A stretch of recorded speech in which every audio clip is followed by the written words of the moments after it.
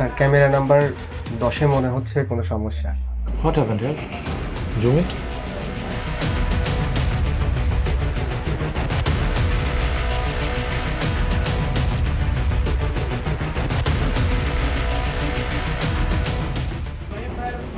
Number 10 ক্যামেরায় কালো jacket পরা একজনকে দেখতে পাচ্ছি। সন্দেহ হচ্ছে, একটু দেখেন না, ফলো আপে রাখেন। Okay sir.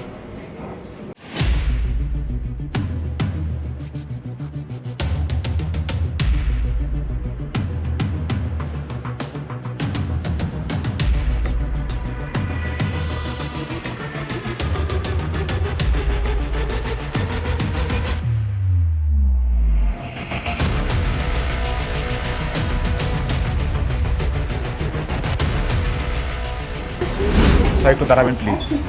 কেন? আমাদের সাথে আমাদের অফিসে যেতে হবে আপনাকে।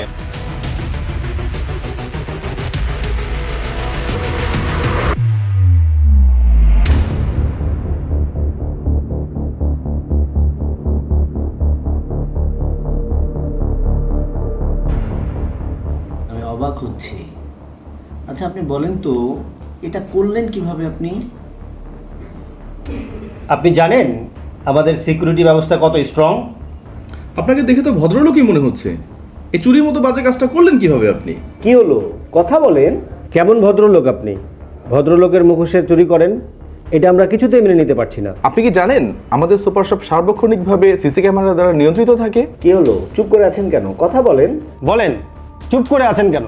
চুপ করে থাকলে কি সব সমাধান হবে? আপনাকে মুখ খুলতে হবে। হাসান সাহেব, আমার মনে হয় এভাবে কাজ হবে না। আপনি পুলিশকেই কল করুন। আমাদের নিয়মকানুন সম্পর্কে আপনার কোনো আইডিয়া আছে? ইতিপূর্বে আপনার মতো অনেকেই আমাদের এখানে চুরি করেছে। পানিশমেন্ট কি দিয়েছি জানেন? আমরা কখনো কাউকে ছাড়ি নাই। পুলিশে দিয়েছি, মিডিয়া ডেকেছি, সোশ্যাল মিডিয়ায় প্রচার করেছি, অনেক বড় বড় শাস্তি দিয়েছি। আপনি কি মনে করেন আমাদের এখানে পুলিশের বেশ ধরেও এসেছিল, আমরা তাকেও ছাড় দিই নাই। জেল জরিমানা সহ এমন হেনস্থার শিকার করেছি যে তাদের আর মুখ দেখানোর রাস্তা নাই। এখানে আসবেন, চুরি করবেন আর ছাড় পেয়ে যাবেন, এত সহজ? এত সহজ না। গোল্ডেন বাস্কেটের আইন অনেক কঠিন। প্লিজ দয়া করে পুলিশে কল করবেন না, আমি সব বলছি। বিশ্বাস করেন, আমি ইচ্ছাকৃত চুরি করিনি, আমি বাধ্য হয়ে চুরি করেছি। আমি একটা অনেক বড় প্রতিষ্ঠানে চাকরি করতাম, অনেক উচ্চ পদস্থ কর্মকর্তাও ছিলাম। সেই প্রতিষ্ঠানটি বিগত 1.5 বছর হলো দেউলিয়া হয়ে গেছে। আমার চাকরিটাও আর ওইখানে নাই।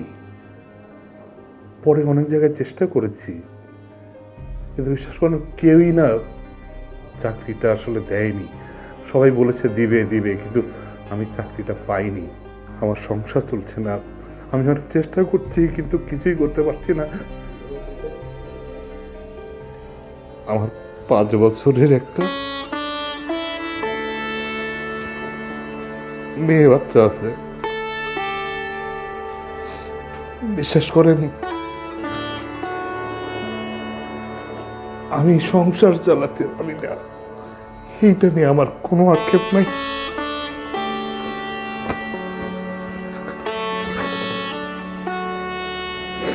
কিন্তু বাচ্চাটা যখন দুধের জন্য কান্নাকাটি করে, তখন আমি পিতা হয়ে এটা আমি সহ্য করতে পারি না।